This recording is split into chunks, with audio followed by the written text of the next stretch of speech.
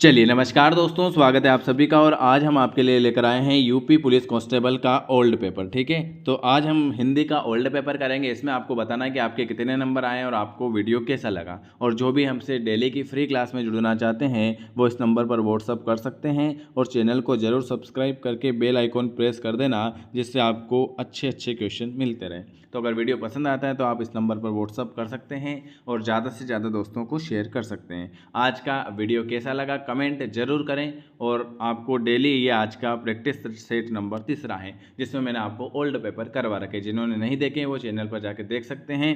Video देखने के लिए आप सभी का बहुत बहुत धन्यवाद। आज पूरा ओल्ड पेपर है यूपी पुलिस का। देखो, मैं आज आपको एक पुराना पेपर बताऊंगा। मैं आज आपके लिए एक पुराना पेपर लेकर आया हूं, तो अपन सोल्व करते हैं। हमारा पहला क्वेश्चन है, कहाँ से चालू होगा? पहला ये लीजिए, 31 से क्वेश्चन चालू होगा अपना। तुंग का पर्यायवाची शब्द क्या है? पहला है, तुंग का पर्यायवाची शब्द क्या है? ऊंचा, पर्वत, प्रचंड और मुख्य। बताएं, तुंग का पर्यायवाची शब्द क्या है? तो हमारा सही आंसर होगा ऑप्शन नंबर बी, पर्वत। तुंग का पर्यायवाची शब्द क्या है? पर्वत। अब इसके और पर्यायवाची शब्द बता देता हूँ मैं आपको। इसको एक कहते हैं पहाड़, गिरी, अचल, नग, महीधर। तुंग के पर्यायवाची है पर्वत, और इसका पर्यायवाची बता देते हैं पर्वत, पहाड़, गिरी, अचल, नग, भूधर। ठीक है, ये सब इसके पर्यायवाची शब्द हैं। बढ़ते हैं अपने अगले क्वेश्चन की ओर। निम्नलिखित में से विभाषा कौन सी है? हिंदी, संस्कृत, मैथिली या अंग्रेजी? बताएं, निम्न में से विभाषा कौन सी है? ए बी सी डी, इसमें बताना है कौन सी है। तो मैं बताता हूँ, ये है ऑप्शन नंबर सी, इसका सही आंसर होगा। विभाषा कौन सी है? तो मैथिली। बढ़ते हैं अपने अगले क्वेश्चन की ओर। ये लीजिए, जिसकी लाठी उसकी भैंस, क्या है ये? बताएं। मुहावरा है, कहावत है, लोकोक्ति है, लोकोक्ति या कहावत है या लोकोक्ति? बताएं, जिसकी लाठी उसकी भैंस, क्या है ये? तो इसका सही आंसर का ऑप्शन नंबर बी, ये क्या है? कहावत है। जिसकी लाठी उसकी भैंस, क्या है ये है कहावत। अगला क्वेश्चन है, बताइए। मैंने आपको संधि के क्वेश्चन कराए थे, उसमें आपकी संधि अच्छी करा देते शॉर्ट ट्रिक से। बताएं, रमा प्लस इस, इसका बनता है रमेश। यह किस प्रकार की संधि है? गुण संधि, यण संधि, वृद्धि संधि या अयादि संधि? बताएं, रमा प्लस ईश में कौन सी संधि है? तो हमारा सही आंसर का ऑप्शन नंबर ए, गुण संधि। रमा धन ईश में कहीं कौन सी संधि है? तो गुण संधि है। इसमें रम, देखो, रम आ प्लस ई, आ प्लस ई मिलके ए बन रहा है, तो कौन सी संधि है? गुण संधि। आ प्लस ई मिलके ए, ओ या अर बने तो वो है गुण संधि। ठीक है, यण संधि में क्या क्या बताया था? यण संधि में बताएं, क्या क्या बताया था मैंने आपको? यण संधि में आधे अक्षर आएंगे। क्या आएंगे? यण संधि में क्या आएंगे? आधे अक्षर आएंगे। य व र के, य व और र, उसके आगे आधे अक्षर आए तो वहाँ होगी यण संधि। वृद्धि संधि में क्या बताया था? डबल मात्रा। ठीक है, ये है वृद्धि संधि। अयादि संधि में अय, आय, अव। अयादि संधि में क्या बताया था मैंने? अय, आय, अव, आव, वो होगी अयादि संधि। वृद्धि संधि में डबल मात्रा।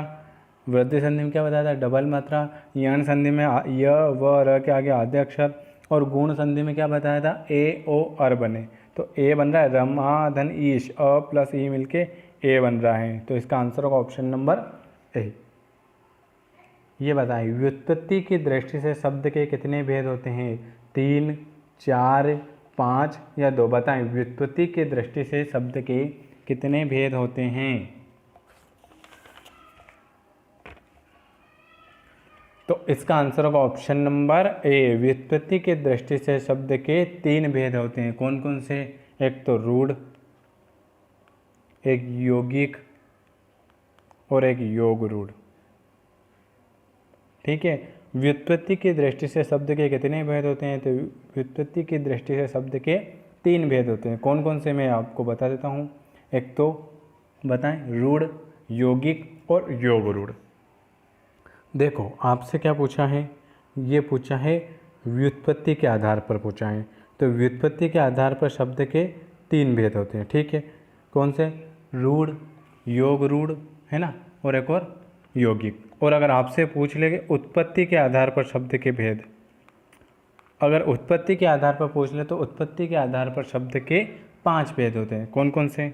ये व्युत्पत्ति, इसलिए मैंने आपको 3 बताया। और अगर यहाँ पूछ ले व्युत्पत्ति की जगह उत्पत्ति, तो वो होते हैं 5। कौन कौन से?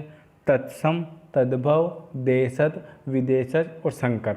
अगर उत्पत्ति पूछ ले तो 5 और अगर व्युत्पत्ति पूछा है तो 3। अगला क्वेश्चन है, अर्थ के आधार पर वाक्य के कितने भेद होते हैं? 3, 5, 8 या 6? बताएं, अर्थ के आधार पर वाक्य के कितने भेद होते हैं?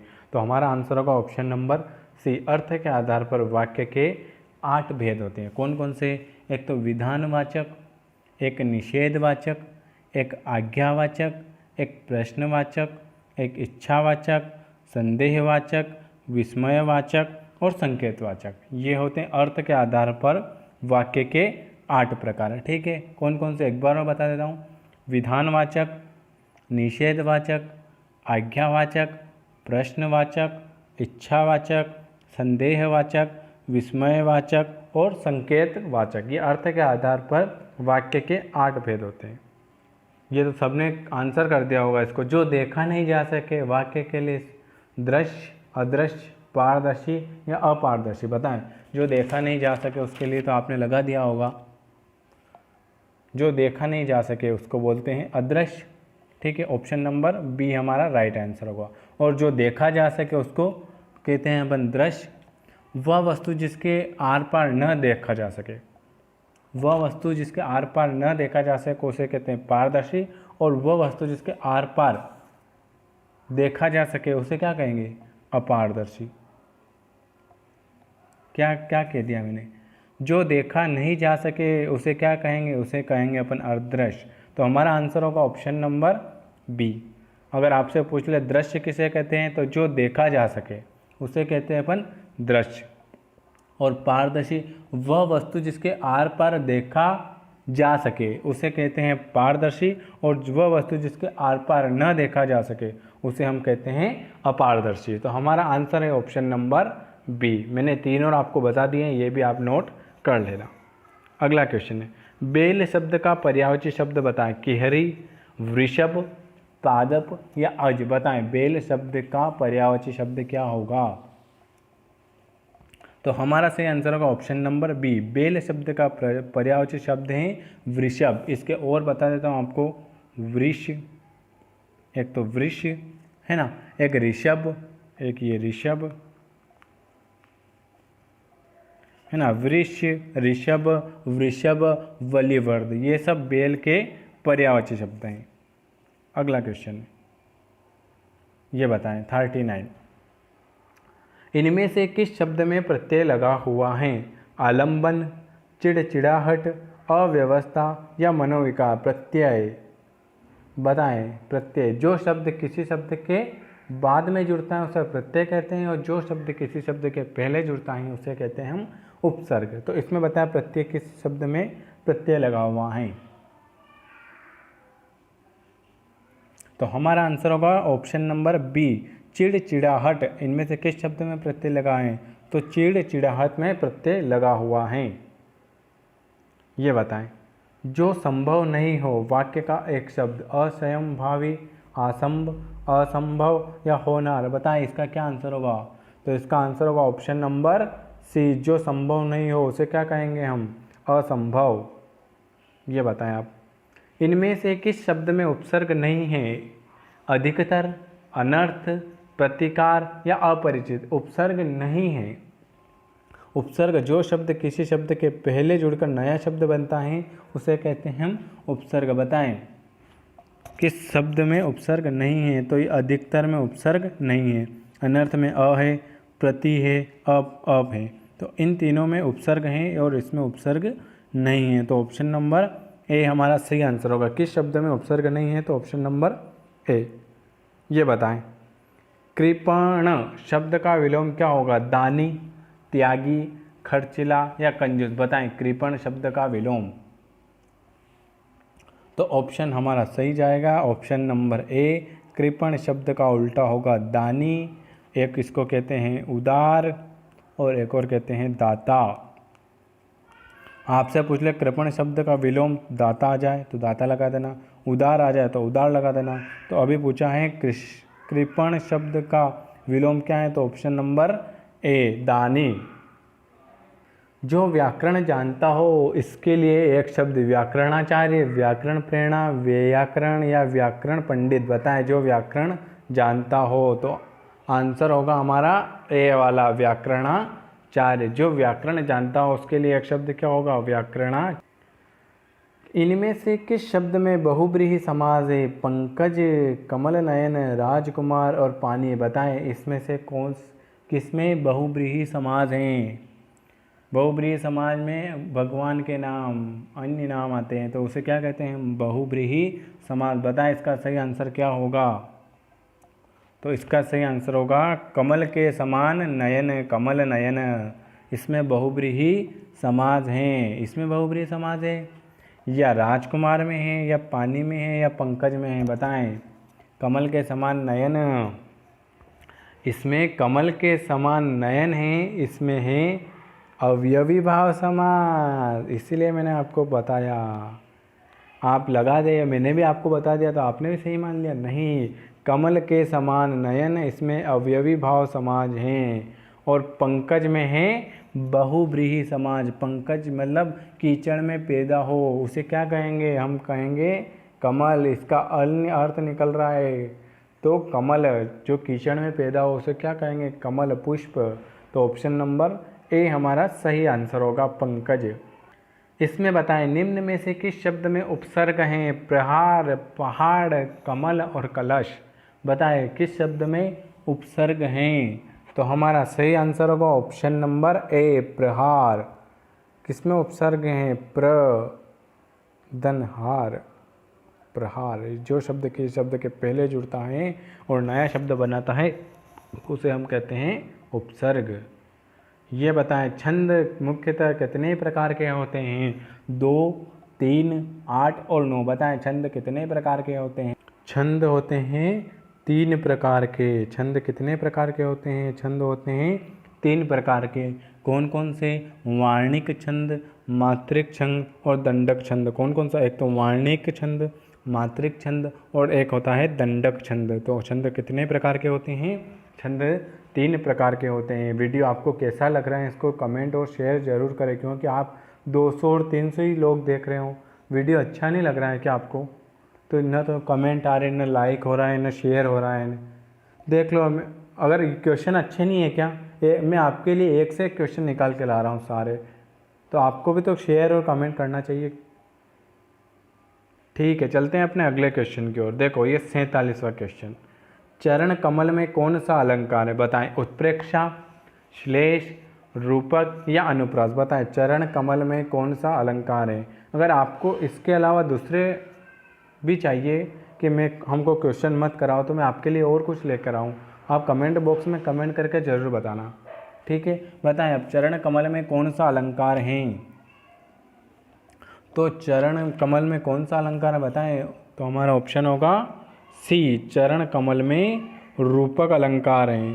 तो हमारा आंसर होगा ऑप्शन नंबर सी, रूपक अलंकार। रूपक अलंकार क्यों, कि अगर बीच में डैश आता है ना कहीं कहीं तो वहाँ होता है रूपक अलंकार।